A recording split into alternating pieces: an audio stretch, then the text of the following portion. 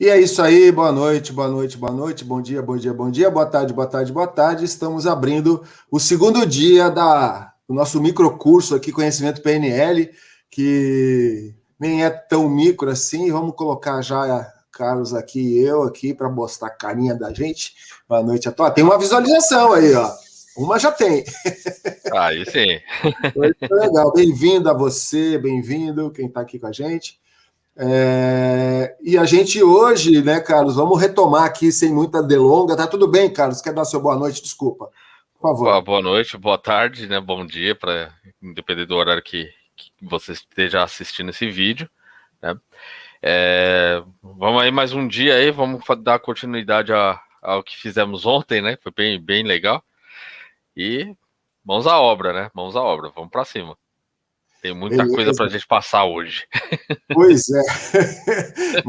Então vamos lá, vamos começar a retomar aqui nossa apresentação, onde a gente entrou rapidamente, só para lembrar, a gente está tratando esse microcurso aqui, a gente está falando sobre Late of Mouse, modelo Milton, boa formulação de objetivo e boa formulação de direção. Conosco, Carlos Custódio e Márcio Miorim. Já falamos um pouco antes sobre a questão da estrutura normalizada de crença, a partir dela para falar sobre a Slate of Mouth, prestidigitação oral ou truque de boca, né? E para isso a gente falou um pouco sobre a questão do desempacotamento da crença, do desembrulhamento da crença, da descoberta da crença, fazer perguntas e buscando buscar a revelação da crença que vem a partir da declaração da pessoa, né? Falamos sobre isso e a partir disso a gente apresentou aí todas essas 14 padrões de argumentação, padrões de argumentos mesmo, né? Então, você está vendo aqui, a gente imediatamente já começou a tratar, falamos de hierarquia de critérios, falamos sobre o padrão de consequência, falamos sobre o padrão outro resultado, falamos sobre metáfora ou analogia, falamos sobre o padrão redefinição. Esses foram os primeiros 5. A gente foi para a segunda fase, mais 5, e aí falamos do check down, check up, né, exagerar a segmentação. Falamos sobre o contra-exemplo, e aí nos permitimos aqui parar ontem e retomar hoje. E estamos, então, retomando. Eu falei o mais rápido possível aqui, para a gente retomar aqui, então, para ir para o final aqui do Slide of Mouse, com intenção, modelo do mundo e mais esses 4 aqui, metamodelo, mudança de tamanho de quadro, autoaplicação, estratégia de realidade, não necessariamente nessa ordem. Então, Carlos, vamos começar a falar? Posso começar a ler aqui o que está aqui por aqui, beleza? Pode sim, vamos Então lá. tá. Bom, aquele esquema nosso, né? Aí você vai entrando, vai falando aí, tá? Tá.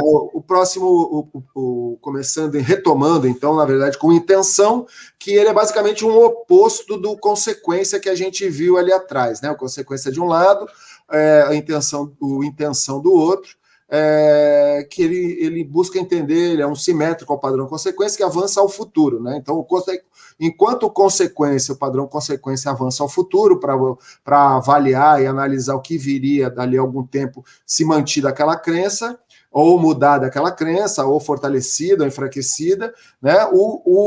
Enquanto o consequência faz isso, no padrão intenção, se volta no tempo para observar a intenção da crença declarada, né? Focar a razão da declaração daquela crença, né? Ele é muito usado como leitura mental, ou convidando a algo que realize e esclareça aquela intenção.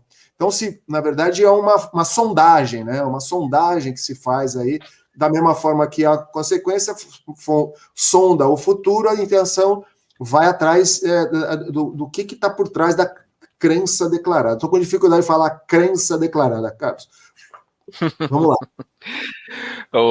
A intenção, ontem mesmo, a gente teve um exemplo do Diltz, quando ele vai citar a hierarquia de valores daquele senhor que queria correr a maratona, ele também foi atrás na mesma pergunta da intenção, né? A intenção era causar o orgulho dos filhos, e o orgulho os filhos, no caso, estava dentro da hierarquia de valores.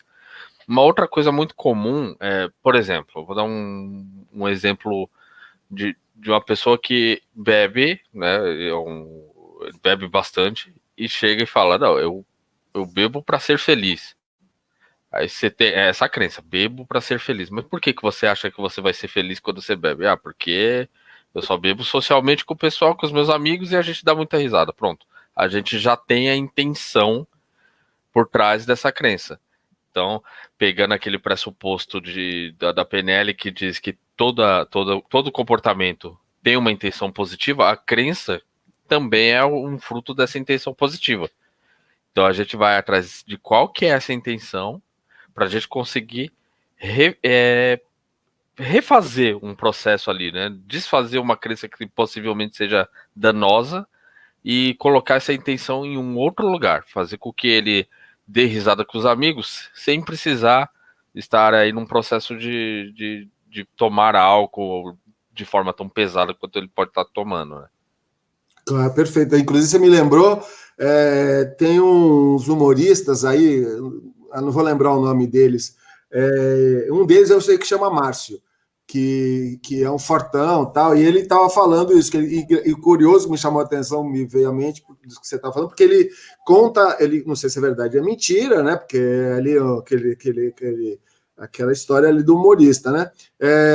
Ele foi na psicóloga, e na psicóloga ele falou, ela perguntou para ele qual era o lugar que ele ficava mais feliz, que momento que ele estava mais feliz. Aí ele falou que era bebendo com os amigos. Por incrível que pareça, foi exatamente isso que ele fala. Ela fala assim, mas e como é que e agora? Como é que você ficaria feliz? Se tivesse aqui meus amigos e uma bebida, né? Então você vê que o que você está falando, muita gente usou como exemplo, né? Mas na verdade é uma coisa que a gente está vendo aí no dia a dia, né? As pessoas é bem comum, bem comum. Bem comum, né? Você geralmente tem o quê? Você tem um prazer ou você está fugindo de uma dor, né? Usando aquele processo de metaprograma. Então, se eu busco um prazer ou eu fujo de uma dor, significa que eu tenho uma intenção para o que eu estou fazendo, correto? Então, no caso da bebida, eu estou fazendo o quê? Eu estou buscando prazer. Com a bebida? Não, não necessariamente. Mas eu encontrei prazer em estar com os meus amigos, entendeu? E aí, quando eu busco esse prazer, eu só consigo, no meu mapa de mundo, que aí vai até entrar no próximo padrão que a gente vai falar, mas no meu mapa de mundo, eu só consigo pensar em alcançar este prazer daquela maneira específica. E eu não consigo expandir para nada mais. Então, isso daí, quando a gente entende a intenção, a gente consegue dar contra-exemplo, a gente consegue usar os outros padrões para quebrar essa crença, né? De que ele precisa só disso. Perfeito, perfeito. Vamos seguir então agora aqui e vamos então para o modelo de mundo, que é um outro padrão, né, que aborda o fato de não existir um modelo de mundo apenas, mencionando outro, né, um outro modelo que se relaciona a outro modelo de mundo para que o contraste leve a uma reflexão. Né? Então, ele menciona uma outra crença, na verdade. É isso que eu comi bola aqui. Aborda o fato de não existir um modelo de mundo apenas, mencionando outra crença que se relaciona a outro modelo de mundo para que o contraste leve a uma reflexão da pessoa. Né? Perfeito. Mas aí, exatamente como eu estava falando da intenção. O cara, ele chega e fala que ele quer beber com os amigos, ele está feliz com os amigos. Ele só consegue no modelo de mundo dele, ou seja, o mapa de mundo, modelo de mundo, mesma coisa, tá? Ele só enxerga que ele vai chegar naquele ponto positivo, naquela busca de prazer específica, daquela maneira. E aí, o que você vai fazer? Mostrar para ele que o modelo de mundo que ele tem não é só aquilo que é possível. E aí eu vou explanar, ó, tem outras maneiras de você chegar a esse mesmo comportamento, essa mesma intenção positiva, sem precisar fazer essa coisa. Então eu vou dar para ele opções. Como seria se você desse risada com seus amigos, fazendo uma outra coisa qualquer, comendo um churrasco, jogando bola, sei lá, alguma coisa que não seja necessariamente estar no bar bebendo com eles. Para que eu faço isso? Na reflexão dele, ele vai para dentro dele, né? E aí a parte de reflexão. Então, no momento que eu vou para dentro de mim, eu vou examinar o modelo de mundo que eu tenho. E aí eu vou fazendo uma comparação com o mapa de mundo que você me forneceu. Você acabou de me fornecer uma informação nova, que não tinha no meu banco de dados. E aí eu vou incorporar essa informação nova e assimilar que existe esta possibilidade. Aí eu expandi o meu modelo de mundo. Meu modelo de mundo acaba de se alterar só com uma simples pergunta. Então, é no momento em que eu faço o contraste de modelo de mundo. Você tem um modelo de mundo aqui que está empobrecido, vamos dizer assim.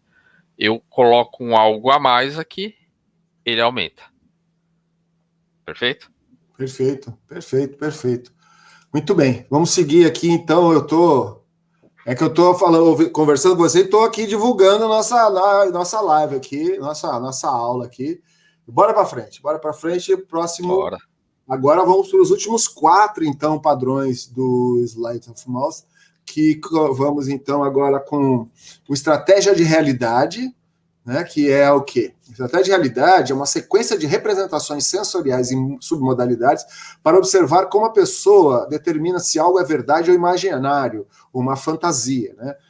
Lembrando que na PNL o cérebro ele não consegue determinar o que é realidade e o que é imaginário, né? Então, na estruturação dessa crença, a gente busca essa sequência de representações para que entender como é que ela estrutura essa crença utilizando, né, as representações sensoriais submodalidades. Essa sequência, esse mapeamento é feito através de perguntas a ela. É isso, Carlos? Perfeito. O que acontece aí? Nós temos as estratégias mentais, tá? A gente até comentou sobre elas nas aulas anteriores, quando a gente falou de metaprograma, de que metaprogramas são chamados de estratégias, e quando a gente vai fazer alguma coisa, quando você faz muito bem uma coisa, você tem uma estratégia mental por trás daquilo. O que você pensa, o que você sente, o que você procura no momento que você vai fazer aquilo, tá? Então, existe uma sequência de pensamentos. Para eu querer tomar água, eu tenho que estar aqui, aí eu sinto na minha boca seca, e aí eu penso, aí é um diálogo interno. Tô com sede. E aí eu imagino que um copo de água. E aí eu vou até lá, tenho que tomar água, me sinto bem com isso, vou lá, busco a água. Então eu tive uma sequência de eventos aqui que aconteceram, principalmente dentro da minha cabeça, que me levaram a ir buscar água. Então o mais comum é você ouvir falar de uma estratégia de convencimento, uma estratégia de motivação, né? Então, como eu me convenço, como que eu me motivo a fazer uma coisa, e uma estratégia de decisão. São mais ou menos as estratégias bases que a gente trata, né? E a gente vai tratar disso quando vier a aula propriamente dita de estratégia. Entre essas estratégias, existe a estratégia de realidade. Para que serve a estratégia de realidade? Ela serve para que a gente não coloque a mão no fogo achando que não vai queimar. Tá? A gente não fique alucinando outras coisas para que a gente não confunda essa realidade com o que a gente está pensando. Tá? Então a gente não vai jamais misturar uma coisa com a outra, então a gente está em pleno funcionamento. Perfeito? Para isso que existe a estratégia de realidade. A partir do momento que você cria uma crença, você acopla, de uma certa maneira, essa crença à sua realidade. Então você joga dentro da sua estratégia de realidade. Então quando você roda, você está no mundo real. Estou aqui no mundo real. Estou vivendo meu dia a dia. Quando eu estou comparando a realidade à minha fantasia, a minha crença vai estar como se fosse realidade. Correto. Entendo. Aí, a partir do momento que eu começo a fazer uma lista de perguntas, tá, mas como que você chegou nessa conclusão? Como que você chegou à conclusão de que sei lá, colocar um exemplo qualquer aí. Como que você chegou à conclusão de que Gatorade é bom para a saúde? Colocar qualquer exemplo, tá? Aí a pessoa, o cara vai falar, não, mas Gatorade eu já ouvi falar muito, né? E realmente quando eu bebo eu me sinto bem, tá? Mas quando você bebe água você se sente bem? E aí eu vou destrinchando o processo que ele tá fazendo dentro da cabeça dele para eu poder modificar a essa sequência de pensamentos, para retirar da estratégia de realidade dele, mostrar para ele que essa crença não é a realidade em si, para eu poder modificar alguma coisa que eu precise fazer nele. Entendi. Ela é bem complexa, né? Bem complexa. É bem interessante. O uso das submodalidades, das questões, como é que ele sente na boca, como é que ele ouve, o que ele vê, envolvendo essa crença, né? Também tem isso, né? Exatamente. Para você ter uma ideia, vou contar um caso que teve lá, foi com o Milton Erickson especificamente, esse caso. Ele tinha uma mulher que ela sempre confundia. Ela não sabia quando as memórias eram reais e quando eram fantasia. Tá? A estratégia de realidade dela estava aí com problemas. Quando o Milton Erickson foi perguntar, foi um advogado ou médico dela, junto com ela lá para ser atendida, né? Ele foi perguntar, ele notou que a estratégia de como ela lembrava das coisas e como ela imaginava as coisas era similar. Era a mesma coisa. Então não tinha uma diferença. Então a realidade para ela era aquilo e pronto. Então ele foi e perguntou pro rapaz que estava com ela: e aí você? Como é que você sabe quando você está imaginando uma coisa e quando é verdade? O cara foi e falou para ele: sei porque quando eu vejo as coisas, o que eu imagino, eu sei que tá na minha cabeça que é meio transparente, não sei o que ali, legal. Aí foi, colocou ela em transe, e as coisas que eram imaginadas, ele começou a colocar como se fossem transparentes. E as coisas que eram reais, ele deixou um pouco mais sólidas. E ele fez isso algumas vezes e colocou ela lá pro subconsciente fazer tudo o que precisava, e aí soltou ela. Então, ela saiu com uma nova estratégia de realidade, um novo modo de pensar para que ela não confundisse mais essas submodalidades. Que legal. Muito legal. Muito legal. Usou a submodalidade dentro da questão do visual e de uma forma onde opacidade, transparência, luz, esse negócio todo. Exatamente. Muito legal. Bora para frente. Aqui a gente tem agora a autoaplicação. Autoaplicação é aplicar a si mesmo o padrão, né? Geralmente usamos os próprios critérios da crença para questioná-la. Tende a ser um certo humor na sua formulação, sendo necessário bastante rapport no seu uso, né? Eu quis chamar bem a atenção dessa questão do humor e da questão do rapport, porque tiro pode sair pela culatra, se não for bem cuidadoso com isso, né? Pode sair pela culatra. Mas esse de autoaplicação é você fazer a pessoa imaginar aquela crença contra ela mesma, né?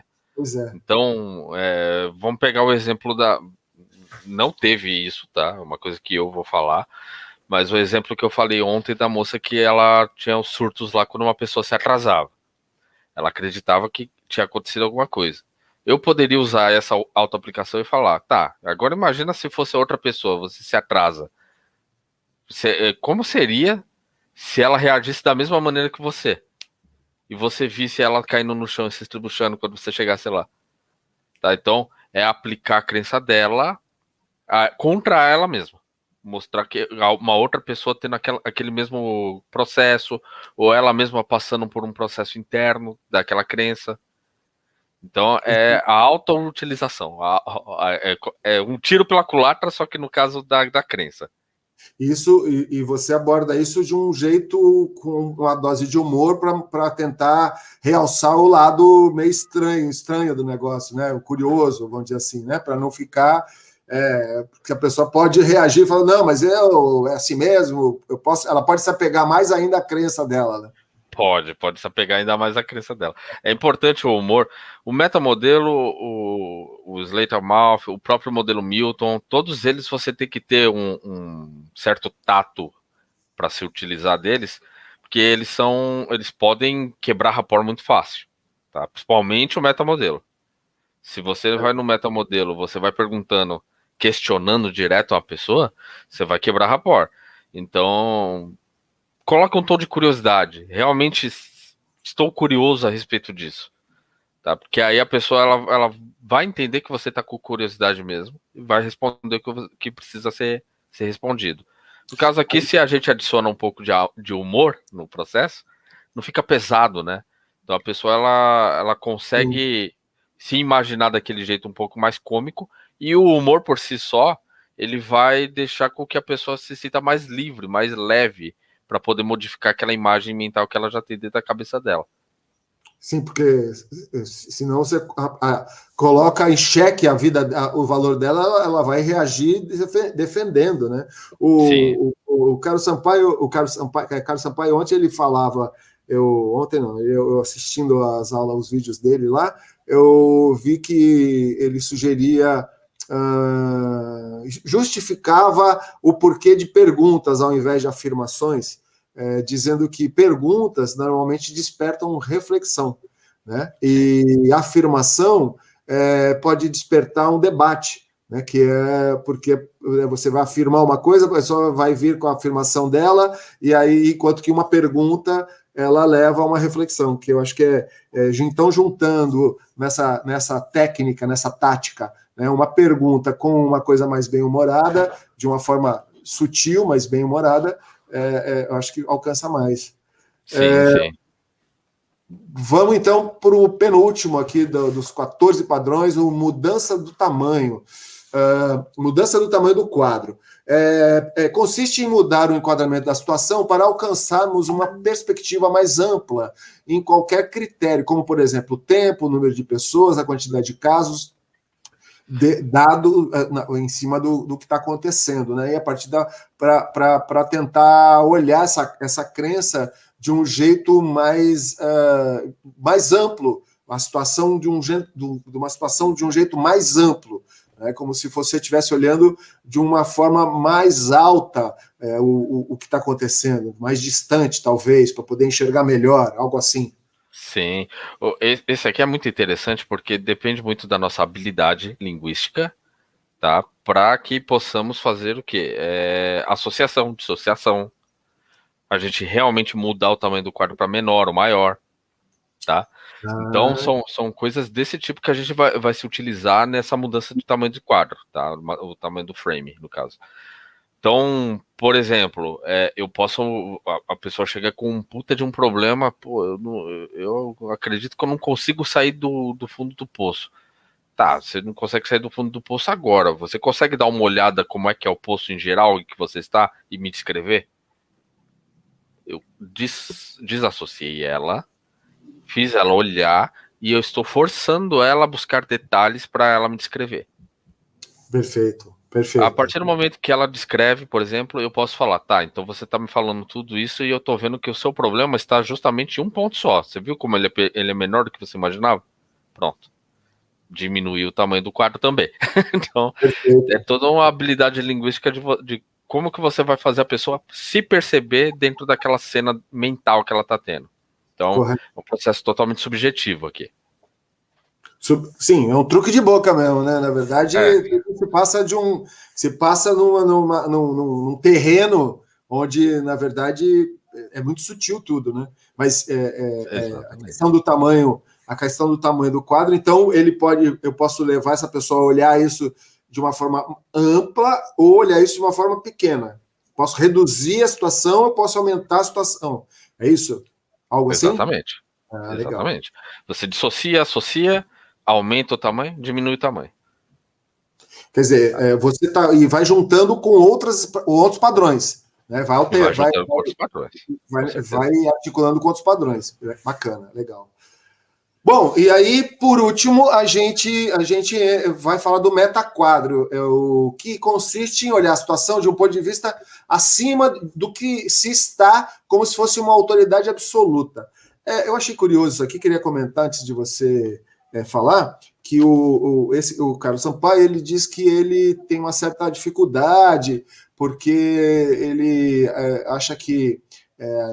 e aí que entra essa história da afirmação, né? O cara, para fazer uma afirmação, atuar como uma autoridade absoluta sobre aquilo, enfim. Você vê sentido nisso? Como é que você olha a questão? Na verdade, assim, eu pego da palavra em inglês mesmo, metaframe. Meta seria como no metamodelo, né, um processo subjetivo que está fora daquilo, né, está além, o meta está além. Quando eu vejo um quadro, o frame, né, do negócio, e eu entendo que a gente está fazendo com que a outra pessoa passe por essa experiência, o consistir em olhar a situação de um ponto de vista acima é como, na verdade, você vai encontrar muito isso no material do Michael Hall, que é o pai da neurosemântica, né? Você vai pegar, vai fazer com que a pessoa ela se dissocie 2 vezes. Então, o metaquadro, por exemplo, ele é uma aplicação da cura rápida de fobia. Quando a pessoa está numa fobia, você dissocia ela, coloca ela na sala de cinema, por exemplo. E depois você dissocia ela de novo e coloca ela lá na máquina, nas máquinas para fazer o filme rodar. Ela não tem mais vínculo emocional algum com aquele filme que está passando. Ela está conseguindo ver por um outro ponto de vista como se fosse superior àquilo e ela está controlando o processo. Isso que é importante. E isso que é o importante. Claro, claro. Você ajuda a perceber claramente que você sublinha o controle da situação estando na mão dela, porque, na verdade, é um grande jogo isso que você propõe a ela. Você está na sala, agora você está na máquina, agora você né, aquela história, por exemplo, aquela história de você entra... eu já nem sei se eu vi isso em hipnose, em coach ericksoniano ou foi na PNL, mas uma sala de controle, né? Onde você entra e você tem ali os controles de tudo, do seu futuro, do seu passado, da questão da sua saúde. Você é um reforço de que você está no controle, né? Você está no controle. Eu estava vendo agora a questão, assistindo algumas coisas e se falava dessa história da voz, esse Carlos, agora eu comecei a ouvir os Carlos Sampaio da vida aí, e aí ele falava da questão do diálogo interno, né? Principalmente na questão de quando você tem alguma coisa ruim que te questiona se o que você vai fazer é bom ou é ruim, e fica te desestimulando, assola, é quase fustigando você. E aí ali ele brinca também com isso, diminuir a som mental, diminuir o volume, ou mudar a forma como o som está sendo dito, ou mesmo dar uma ordem para esse som, ou botar esse som como se fosse a voz de alguém que você não respeita, enfim, sempre realçando. Então, na verdade, o metaframe aqui é uma forma de confirmar essa questão da autoridade mesmo, de que você faz essa autoridade acontecer. Sim, você se dissocia da emoção, você sai do vínculo emocional e você controla. No caso de um diálogo interno, por exemplo, você tem um embate de uma voz que fala uma coisa e uma voz que fala outra. Como seria se você, ao ver isso, você vê uma outra pessoa com um anjinho e o diabinho em cada ombro, e você tem um controle na sua mão que você diminui a voz do diabinho? Como que seria a reação daquela pessoa quando você faz isso? Perfeito. Entendeu? Eu estou fazendo o processo do metaquadro aí, do metaframe. Eu estou deixando você de fora com controle. Eu estou te dando um controle sobre aquilo. Você vira uma autoridade sobre o processo. Perfeito. Muito bom, muito bom. Bom, Carlos, mais alguma coisa sobre isso? Quer dizer, eu sei que tem, mas vamos para frente, né? Vamos para frente. Então tá, pessoal, vamos passar. Então terminamos aqui com o Slate of Mouth e vamos agora para o outro item importantíssimo. Eu cheguei à conclusão que essa aula aqui é matadora e eu não sei se deveríamos estender ela para mais um tempo, mas enfim. Vamos falar então simplesmente do modelo Milton, né? Quer dizer, a complementação, pelo que eu entendi, é uma forma enquanto seja o oposto de alguma forma, palavras dos estudiosos, né? Enquanto seja o oposto ao metamodelo, né? De alguma forma ele traz equilíbrio, né? Naquela época, no momento que foi criado para a própria PNL, né? Porque, como você mesmo disse ali, uma hora você falou sobre a questão do metamodelo, né? Você falou que o metamodelo, a questão do rapport é sempre muito tem que tomar muito cuidado, porque é pergunta, pergunta, pergunta, pergunta. E aqui a gente vai ver outra coisa, né? Então vamos lá, eu vou abrir o modelo Milton, lendo aqui o Joseph O'Connor no Manual de Programação Neurolinguística, uma frase lá exatamente quando ele abre falando sobre o modelo Milton, que diz o seguinte: a mente inconsciente. A PNL utiliza a palavra inconsciente para significar qualquer coisa que não está na consciência do momento presente. A mente inconsciente é composta de todos aqueles processos mentais que continuam sem nosso conhecimento. A frase mente inconsciente é uma nominalização. O inconsciente não é uma coisa, e sim um processo. Ele lida com todas as profundas funções de sustentação da vida e com todos os processos de pensamento que irrompem na mente consciente como bolhas estourando na superfície de um lago. A mente consciente é aquilo de que temos consciência, mas, como o mar, ela tem profundezas ocultas que a sustentam. O que achou? Muito bom. Adoro esse texto dele, né? Esse texto dele é muito bem escrito. A parte quando ele fala, por exemplo, que a mente inconsciente é uma nominalização, eu acho muito interessante, porque você estudou com o Cláudio Lara, assim como eu. Cláudio Lara, ele tende muito a falar, ó, se você abrir o cérebro da pessoa, você não vai achar lá a mente inconsciente. Né? Deixa isso bem claro. E isso, para algumas pessoas, o cara fala, pô, como é que o cara tá falando que não existe inconsciente? Não, ele não tá falando que não existe. Ele tá falando que não existe o físico chamado inconsciente. Mas é um processo, ele não é uma coisa, é um processo. E para que a gente faça isso, né, a gente entenda como tudo na nossa vida, né, tudo na vida do ser humano, a gente tem que dar nome, né? Então a gente coloca um nome para esse processo automatizado de inconsciente. Algumas pessoas vão chamar de subconsciente, né? O pessoal que está mais ligado ao Joseph Murphy, né? Do Poder do Subconsciente, do livro O Poder do Subconsciente, vai chamar mais de subconsciente, vai fazer uma divisão um pouquinho diferente. Mas o importante aqui é entender que o inconsciente ele vai influenciar as suas crenças, ele vai influenciar seus valores, ele vai influenciar os seus comportamentos, ele vai influenciar como que você reage em algum determinado ambiente. Então, é isso que ele vai fazer. Vamos dar uma olhada mais profunda no que o Joseph O'Connor traz. Então, eu destaquei algumas coisas aqui. Ele fala o seguinte: ó, pensar é um processo inteiramente consciente. Na verdade, eu não transcrevi ele, eu trouxe a partir do que ele fala, né? Pensar é um processo inteiramente consciente, tendemos a pensar que sim. Se fosse inteiramente consciente, você poderia interrompê-lo, não é? Então, tenta interromper o seu processo de pensamento, né? Então, provavelmente ninguém consegue, né? Aí o que ele fala, o O'Connor fala isso: o processo de pensamento é inconsciente. O que a gente faz é perceber os resultados de forma consciente. Né? Então ele acrescenta: a mente inconsciente contém tanto nossos pensamentos, sonhos e aspirações mais valorizados quanto os mais desprezados. A psicologia freudiana tem o subconsciente, ou id, repleto de material reprimido, mas em PNL é denominado inconsciente, em vez de subconsciente, para evitar a implicação de que é sub, embaixo de e, de alguma forma, inferior ou perigoso. É visto como um tesouro de experiências, recordações e habilidades.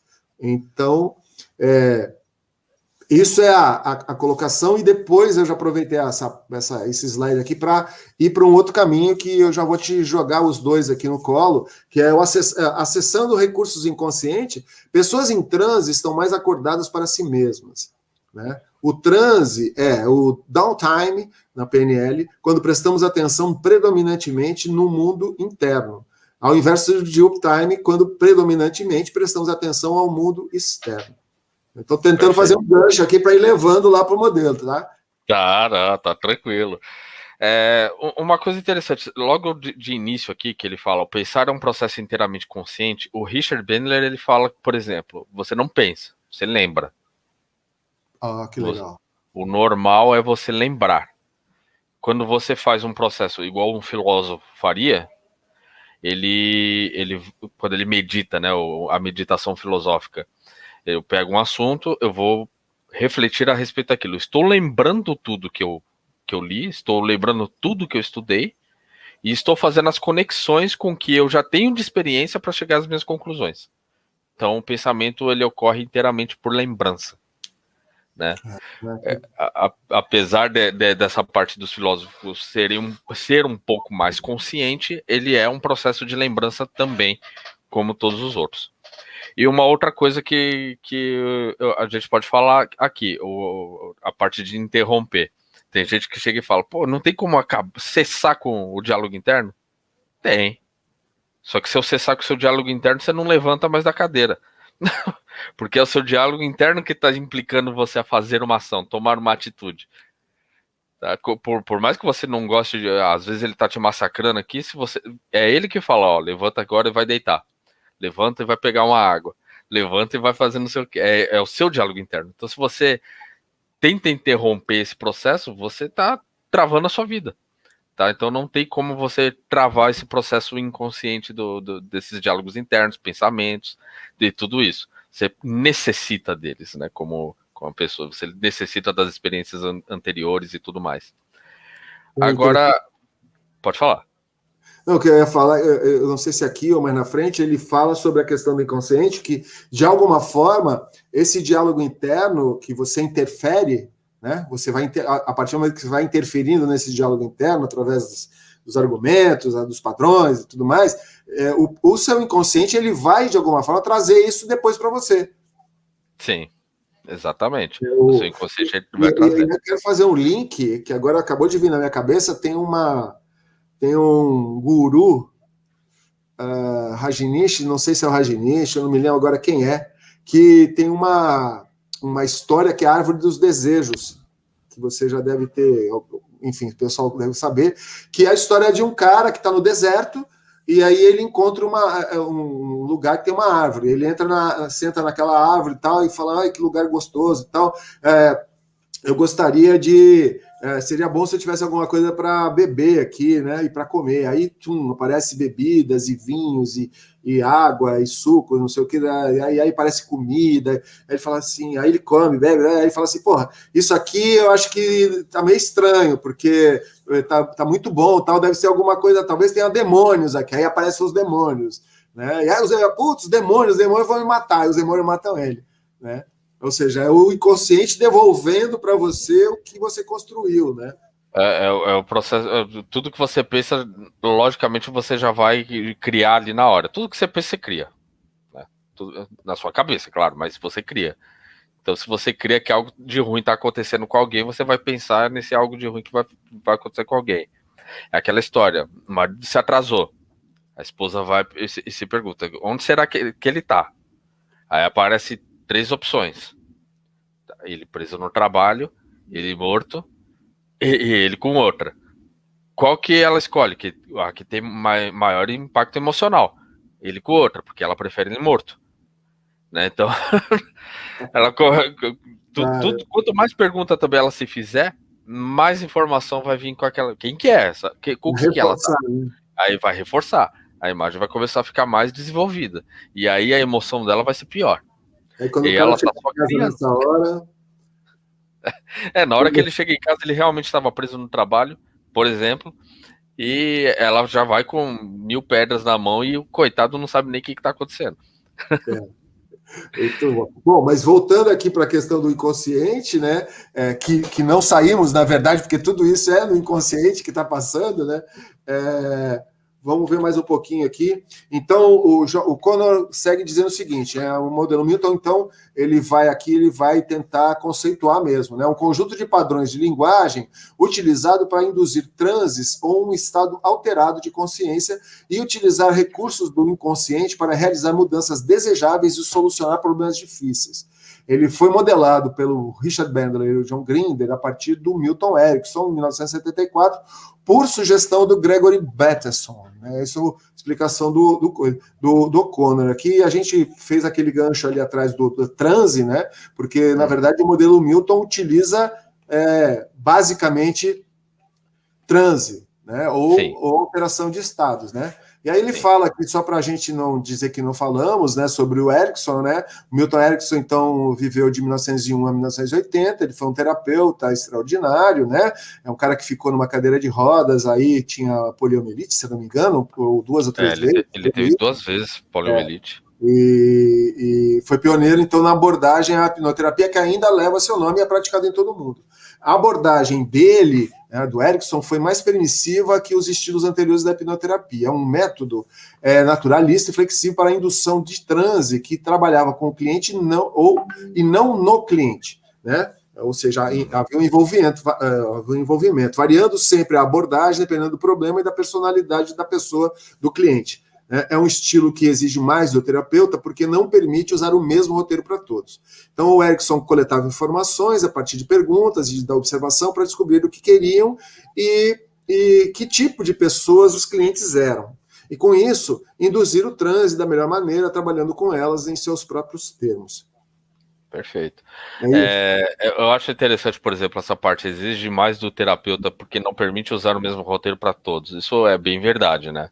Pra gente aí que trabalha com isso, é essencial você se adaptar a quem está na sua frente. Quem que é o freguês? Deixa eu me adaptar totalmente a esse cara aí que está na minha frente, porque se eu utilizar a mesma coisa que eu utilizei em você, em outra pessoa, pode não dar certo. E é bem possível que não vá dar certo. Né? Então, é bem interessante essa colocação do O'Connor aí. Agora, como é que ele faz esse transe? Aí tem algumas maneiras que você pode fazer, tá? Pegando do downtime e uptime, né? O uptime eu tô aqui, alerta, eu tô olhando aqui para o mundo externo, tá? A todo momento eu tô fazendo um ciclo assim, tá? Eu tô olhando para fora, tô olhando para dentro, tô olhando para fora, tô olhando para dentro, tô olhando para fora, olhando para dentro. Eu tô fazendo o ciclo a todo momento. O modelo Milton, ele vai fazer da forma mais casual possível, tá? E isso num primeiro contato, por exemplo, ele vai fazer com que você entre num transe leve através desse ciclo. Então você tá conversando comigo, eu tô falando coisas que estão te levando cada vez mais profundo para dentro de você, em downtime. Então, quando eu utilizo dos padrões, eu não estou fazendo você prestar mais atenção no exterior. Estou fazendo você entrar totalmente no seu interior. E aí você entra num transe. É um transe mais moderado, um transe mais leve. E também existe a outra possibilidade, eu colocar você fazer um transe formal, tá? E aí, uma vez que você tá num transe formal, tá de olho fechadinho lá, já fez todo o processo de indução, eu utilizo dos padrões de modelo Milton também, enquanto você está ali. Porque o que se entende? Isso é o John Grinder que fala muito. A hipnose, o estado de transe, na verdade, ele é um potencializador. Okay. Ele potencializa a sua experiência. Então, a partir do momento que você está em transe, qualquer coisa que eu vá induzir, influenciar você a fazer dentro da sua mente, vai estar potencializado. Então eu vou ter mais resultados. Correto. Não adianta, por exemplo, eu falar para você, você quer deixar de comer maçã? É só você imaginar que tem um monte de minhoca na maçã. Se eu faço isso, eu tô influenciando nada. Você até pode imaginar, assim, pô, que merda, né? Mas passou 1 hora, acabou. Agora, se eu faço um processo de transe em você, deixo você mais suscetível ao que eu tô falando, vai potencializar a imagem da maçã com todas as minhocas, os vermes em volta e tudo mais. E aí eu consigo fazer com que você deixe de comer. Pode falar. Diminui, né? Na verdade, diminui aquela muralha de proteção chamada consciente, né? Então você entra em contato direto com o inconsciente, né? E aí fica tudo de uma forma muito mais interessante. Agora, isso que você está falando é legal, porque nesse interno, externo, né?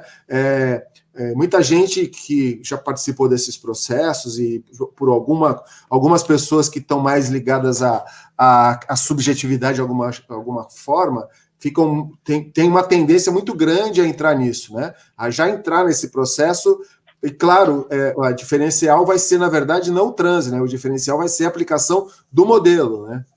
Exato, exato. Até porque, o Márcio, o Richard Bandler, ele fala, tudo é transe, tudo é hipnose. Então, a partir do momento que eu tenho automatizado algo, eu posso dizer que eu entro no transe daquilo.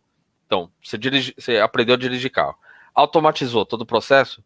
Agora, quando você entrar no carro, você vai entrar no estado de transe de dirigir carro. Ele entende dessa maneira. E faz total sentido. Isso tem a ver com algo. Acho que não tem, mas assim, é uma parte, tem alguma coisa a ver com um pouco de metaprograma, né? De alguma forma. Existe de alguma forma um processo de metaprograma aí dentro também, tá? Algumas estratégias mentais, como estratégia de decisão e tudo mais, Sim. que você vai ter automatizado também naquele instante. Mas o que ele quer chamar a atenção aqui já não é mais processo consciente. Você já não está mais refletindo tanto sobre o que você está fazendo. Então legal. Já é transe. Entendi. Entendi. Beleza. Bom, vamos para frente aqui, senão a gente vai ficando aqui. E aí, aí a relação entre o modelo Milton e o metamodelo. Né? O modelo Milton foi o segundo modelo a ser publicado após o metamodelo. Segundo O'Connor, publicado pelo Richard Bandler e John Grinder, né? Os fundadores ou criadores, aí, os responsáveis, tal, os nomes mais evidentes da PNL. Né? Segundo O'Connor, ele reequilibrou o PNL na época, porque ela pesava na direção das perguntas específicas do metamodelo e um elaborado trabalho consciente de objetivos. O modelo Milton, então, ele possibilita o trabalho com transe e estados alterados, o que é essencial para se atuar com a experiência subjetiva. Né? Bom, vamos dar uma olhadinha rapidamente aqui, eu vou tentar voar aqui, só para olhar o que a gente já teve uma aula específica aí, você que está assistindo agora, quiser, tem aula aqui do Carlos, com o meu apoio aqui, vamos dizer assim, sobre metamodelo, viu, pessoal? Então, só vamos dar uma passada rápida aqui, e você vai ver melhor essa aula assistindo os vídeos aí, tá bom? Então, vamos lá. O metamodelo. Então, o metamodelo, a nossa comunicação, palavras, nós deletando, nossa comunicação usa a partir de palavras, basicamente, muito, né? E a partir das palavras, nós deletamos essas palavras, distorcemos ou generalizamos, né? Isso tudo no esforço de fazer com que, de relatar, ou de compartilhar, ou de ser coerente, enfim, a estrutura profunda da nossa experiência, né? Para formar uma estrutura superficial falada. Então, quando a gente traz para comunicar, então, nesse esforço que se fundou, registrou o metamodelo, que é um conjunto de padrões de linguagem de perguntas que reconectam as deleções, que são deletações, né, que a gente apaga, as distorções e as generalizações da experiência que gerou elas. Né? Como é que se faz isso? Através de perguntas, engenharia reversa, inversa, a linguagem, a estrutura superficial, né? Visando a obtenção do insight para se resgatar essa estrutura profunda da experiência. Né? O metamodelo faz o quê? Ele coleta informações, esclarece significados, identifica limites, oferece mais escolhas. O metamodelo se divide em 3 categorias. Carlos, se você quiser interferir, por favor, eu só estou voando aqui porque... Tranquilo, já vou fazer o comentário, mas pode terminar. Beleza, então tá. O metamodelo se divide em 3 categorias e 12 padrões, lembrando que o Conner aqui divide em 3, mas não tem muita diferença, não. Categoria de deleções e omissões, são informações importantes que são omitidas, e isso limita o pensamento da gente, né? Categoria de generalizações, que é um exemplo, é considerado como representativo de uma classe, o que estreita as possibilidades. E categoria de distorções, como informações são distorcidas de uma forma que limita a escolha e leva a problemas e dor desnecessários. Pode ficar à vontade. Tem mais coisa aqui, mas... No caso, o meu comentário vai ser mais em cima do modelo Milton mesmo, então, né? Tá. Beleza. Tá? Então só vou andar um pouco mais aqui, peraí que eu só vou rodar aqui, é mais um resgate mesmo, só para lembrar mesmo. O metamodelo se divide na categoria de eleições e omissões, e são informações importantes, são omitidas e se limita o pensamento. Então, nós temos o padrão de eleições simples, padrão falta de índice referencial ou índice referencial não especificado, padrão verbo inespecífico ou verbos não especificados, padrão deleções comparativas ou comparações, padrão julgamentos, que pode ser também execução perdida na categoria distorções. Né? Na categoria de distorções, que são o quê? São sentenças são semanticamente mal elaboradas, quando informações são distorcidas de uma forma que limita a escolha e leva a problemas e dor desnecessários. Então, nós temos nessa categoria de distorções o padrão nominalizações, padrão leitura mental, padrão causa-efeito, padrão equivalentes complexos ou equivalência complexa, padrão execução perdida, padrão pressuposições, que podem ser também encontrados em generalizações. E em generalizações, que é o que? É um exemplo considerado representativo de uma classe, o que estreita as possibilidades. Então, a gente tem ali o padrão operadores modais de necessidade, possibilidade, ou operadores modais de necessidade ou operadores modais de possibilidade, pode aparecer separados também. Padrão pressuposições, que pode também aparecer lá em distorções, como a gente já falou, e padrão universal ou quantificadores universais. Esse resgate aqui eu vou jogar já para você comentar olhando para essa tabela aqui, que faz uma diferença entre metamodelo e modelo Milton, Carlos. Perfeito. Eu vou fazer um comentário antes. A tabela, de uma certa maneira, vai concordar comigo, tá? Basicamente, primeiramente, aí quem não entendeu ainda, não sabe o que é metamodelo, tem uma aula aí completa aí que eu fiz com o Márcio, tá bem completinha mesmo, dá para você entender tudo, tá? Aí, quando a gente pega o metamodelo, o que acontece? Nós temos o input, nós temos a realidade que está nos dando input, e aí que tem toda a mágica, por isso que é divertidíssimo o modelo Milton. Nós temos um input da realidade, nós transformamos essa experiência dentro da nossa cabeça e depois nós damos o output, que é a nossa reação, como falamos a respeito e tudo mais, e a partir daí nós temos todas essas falhas semânticas que vamos encontrar dentro do metamodelo através de perguntas. No modelo Milton, é estrategicamente utilizado o metamodelo ao contrário. Eu não vou fazer pergunta. Eu vou usar dos padrões para eu dar inputs em você. E aí você vai fazer novas transformações dentro da sua cabeça e você vai dar outros outputs depois. Isso que é interessante. Eu estou me utilizando literalmente do seu mapa de mundo para alterar o seu mapa de mundo. Legal. É meio doido isso, né? Mas basicamente eu estou jogando novas informações dentro do seu mapa de mundo, e isso o Milton Erickson chamava de caixa preta, né? Por causa dos aviões. Na caixa preta você não tem você não tem a informação, não são todas as pessoas que vão ter as informações ali. Então, o que você faz quando você não tem as informações da caixa preta? Você adicionar outras informações. A ideia dele era: eu vou fuçar na caixa preta dessa pessoa, colocando novas informações. Então, uma vez que ela reage ao mundo dessa maneira, eu vou jogar informações da mesma maneira que ela, e com as experiências passadas dela, ela vai preencher e transformar tudo do jeito que eu queria. Por isso que ela não pode ser exatamente igual de uma pessoa para outra também, tá?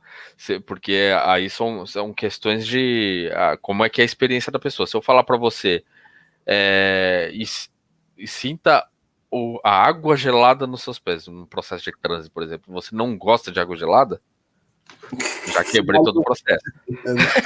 Você está me lembrando um negócio muito legal sobre esse tipo de... Isso é um rapport também, né? Tem um rapport, né? Tem um rapport aí no meio que pode ser quebrado porque você está conduzindo o cara, né? Eu me lembrei de um caso do coach, né? Que foi fazer uma hipnose, um coach ericksoniano, que é hipnose, né, claro, e aí lá pelas tantas, o cara, era um brasileiro que gostava muito de Fórmula 1, e o Schumacher, naquela época, tinha ganhado a corrida. E aí o cara virou lá pelas tantas e falou assim pra ele: você imagina que você é o Schumacher, porra, quebrou o rapport todo, o cara falou: porra, não, o Schumacher, porra, eu sou brasileiro, cara, não sei o quê, quebrou todo. Basicamente, se ele falasse: imagina que você é um piloto de Fórmula 1, pronto. Sim. Já era diferente. O cara ia se preencher de uma outra forma. na experiência. Sempre muito cuidadoso, né, cara? Muito cuidadoso com tudo. Exatamente. Legal. Bom, vou seguir aqui, então vou falar da tabela aqui. Ó. Bom, você já viu aí, né, Carlos, que a gente não vai conseguir terminar. Vamos deixar para amanhã, vai terminar, vai falar amanhã, a gente vai terminar o modelo Milton, né? Acho que é isso, né? E porque ainda tem muitas coisas, não, mas coisas suficientes. Tem detalhes aí que vão tomar um tempinho do modelo Milton. Então, amanhã a gente abre, então você que está vendo agora, volta amanhã para assistir também. O modelo Milton vai ser muito legal conversar mais sobre ele, mas também não esquece que amanhã a gente vai aqui falar sobre boa formulação de objetivos e boa formulação de direção, que é uma coisa um pouquinho diferente aqui, vai ser muito interessante também, vai ser a cereja do bolo aqui. Não esquece, então, volta amanhã para assistir essa terceira aula, tá bom? Por enquanto, vamos usar aqui a tabela que o O'Connor propôs aqui para diferenciar o metamodelo do modelo Milton, que é a seguinte. No metamodelo, o metamodelo segmenta para baixo, mais específica, né? Então ele vai... É basicamente aquilo que o Carlos já falou, por isso que ele falou brincando que a tabela concorda com ele, né? Mas é exatamente isso, né? O metamodelo segmenta a linguagem para baixo, vai tornando ela mais específica, enquanto que o modelo Milton segmenta a linguagem para cima, vai mais gerais, vai tornando a linguagem mais geral. O metamodelo move-se da estrutura profunda para a superficial, e desafiando deleções, distorções e generalizações. E, ao contrário, muito loucamente, né, o modelo Milton move-se da estrutura superficial para a profunda, gerando deleções, distorções e generalizações. Por isso que é uma doideira, né? Mas, no entanto... É o input contrário. Mas, e funcionou muito, né? Funcionou e funciona demais, né? Sim, muito bom. Então... É divertidíssimo, cara, divertidíssimo. Sou até suspeito por falar. Então, é legal isso, porque de alguma forma o bom humor, né? Ele dizem partindo do princípio que para você sorrir, você usa muito mais músculos, né? Então já é uma atividade maravilhosa, faz um bem danado sorrir, né? Faz um bem danado, bota mais cor, mais sangue, faz circular melhor. Já começa por aí. Além disso, a emoção, o humor, a emoção tá feliz, tá alegre, né, que é gerada com essas coisas, com certeza, de alguma forma, é um transe também, né? De alguma forma é um transe. Então, quer dizer, vai só reforçando essa história toda, né? É muito legal, enfim, toda essa história. Eu até lembrei aqui da estrutura da magia, da história lá do príncipe, né, que sai lá, e das mulheres, ilhas, e Deus, não sei o que lá, né? É uma grande viagem aquilo tudo ali, as histórias que se contam, enfim. Bom, o metamodelo preocupa-se em trazer experiência e significado para o consciente, enquanto que o modelo Milton preocupa-se com os recursos inconscientes. Né? O metamodelo lida com resultados de uma busca transderivacional. Aí você vai ter que explicar um pouco mais sobre isso, enquanto que o modelo Milton provoca uma busca transderivacional. Sim. Basicamente assim, o que ele quer dizer com a busca transderivacional, né? Como eu transformo a experiência. Basicamente é isso. Então, como que você fez para transformar isso daqui, para chegar a essa conclusão de que água é gostoso, por exemplo? Você me trouxe uma crença. Como metamodelo, eu quero saber como que você chegou nessa conclusão. No modelo Milton, não, eu vou causar essa transformação. Beleza. Tá? Então, é basicamente isso. Muito bom. O metamodelo lida também com meios precisos, né? Enquanto que o modelo Milton lida com compreensões gerais, é sempre ampliando tudo, né? Por isso que daí... o piloto de Fórmula 1. Exato. E agora eu me lembrei, lá que a gente estava falando do Sleight of Mouse, da questão do chunking, né? Que leva para cima, leva para baixo, essa mobilidade do olhar, né? No modelo Milton ele vai ser absurdamente usado, né? Absurdamente usado. Né? Por fim, nessa tabela aqui, o modelo Milton, o metamodelo, ele acessa a compreensão consciente, enquanto que o modelo Milton acessa recursos inconscientes. Então, é basicamente um consciente e o outro é inconsciente, e estamos reequilibrando tudo, não é isso? Sim, no caso assim, você no metamodelo você tem um processo totalmente inconsciente que eu estou trazendo para a consciência. E no momento que eu trago para a consciência, você tem a possibilidade de alterar, aumentar o seu mapa de mundo, dar novas possibilidades. No modelo Milton, não, eu não quero mais saber da sua consciência. Eu estou falando diretamente com o seu inconsciente. Eu estou fazendo proposições, estou fazendo metáforas, eu estou fazendo até perguntas com o intuito de influenciar diretamente o seu inconsciente.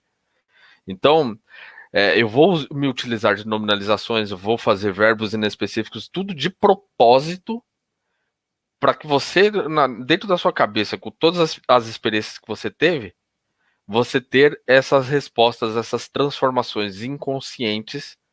E quando você terminar de falar comigo, você vai perceber que comportamentos mudaram, formas de pensar mudaram, crenças já foram quebradas, e tudo parece uma conversa simples.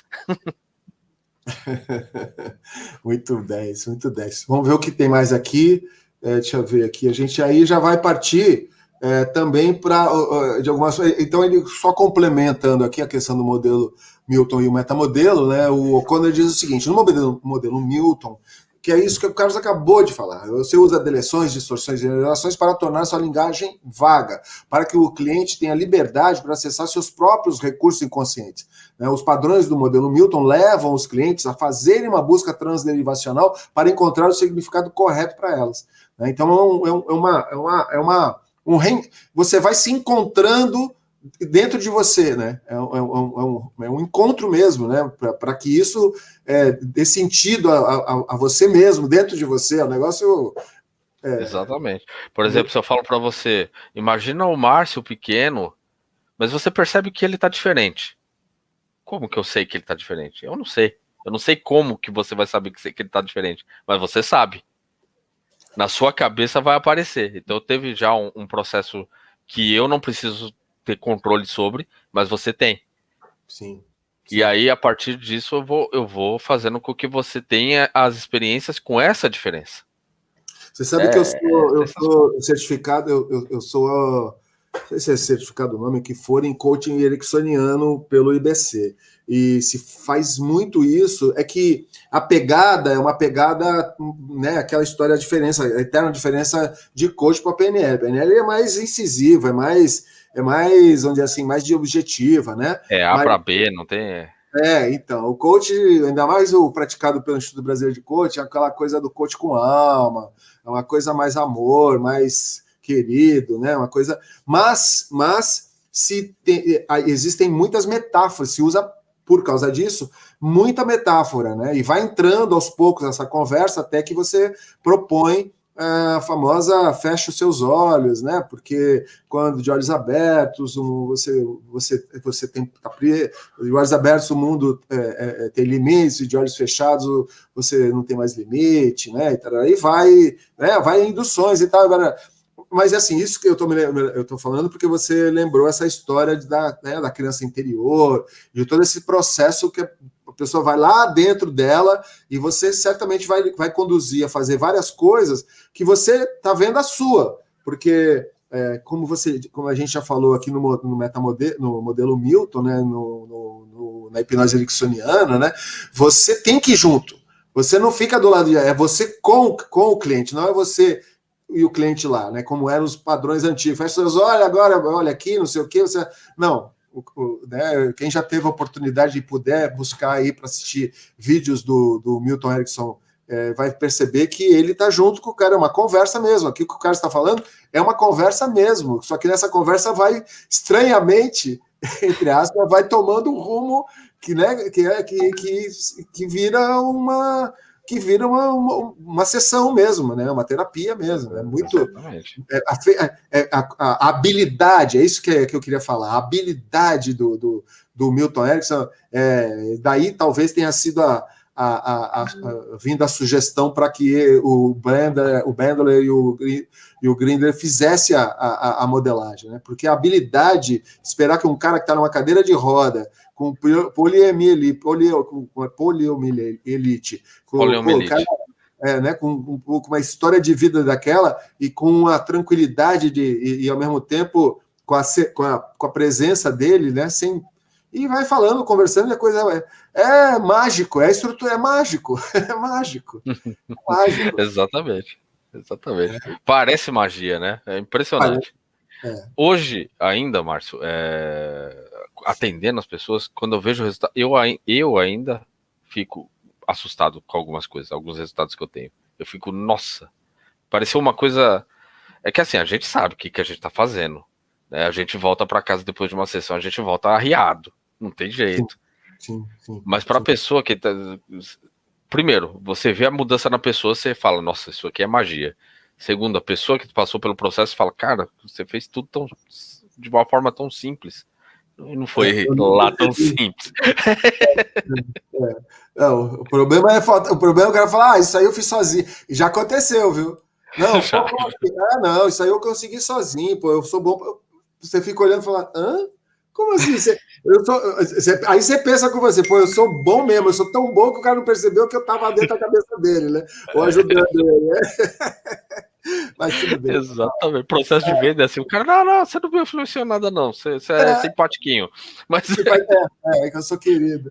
Tá bom. Vamos ver o que dá. Bom, aí então agora que a gente para a nossa conversa, né? Porque aí vamos deixar para amanhã, aí vamos aí falar com quem realmente aí manja pra caramba, né? Porque é o Carlos, até porque nós vamos usar basicamente a apostila da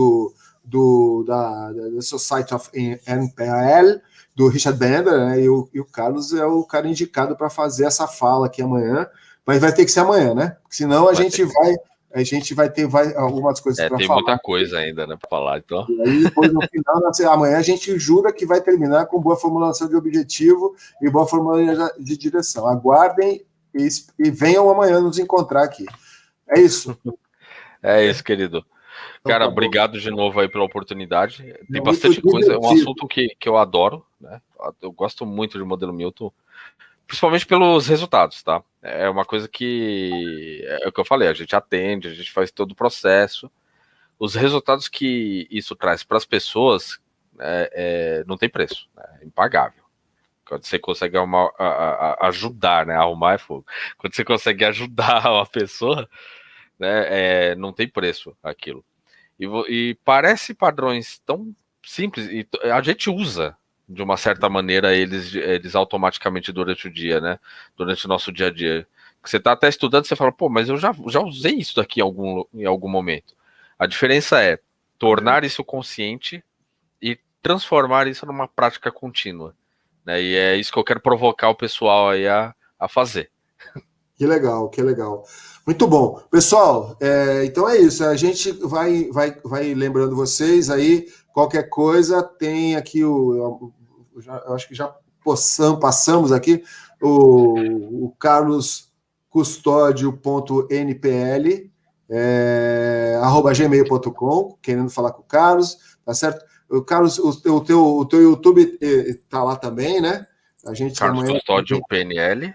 Carlos Custódio PNL, tá bom? E a gente está aqui no canal, você já está vendo aqui, a gente está divulgando, divulga esse vídeo aqui, informa mais pessoas, e vem aqui conversar com a gente, ouvir essa coisa aqui, enfim. A gente agradece demais a todas e todos, e estamos juntos aí nessa luta de divulgação da PNL, de construção de um ser humano mais integral, né? Eu acho que é isso, não sei. Ou não. Já sei, ou não. Às vezes a desconstrução também é boa. Às vezes é perfeito. E com essa frase fabulosa, a gente termina a nossa noite aqui. Vou encerrando. Vamos dar tchau. Tchau, pessoal. Tchau, pessoal. Abraço, ótima noite. Tchau.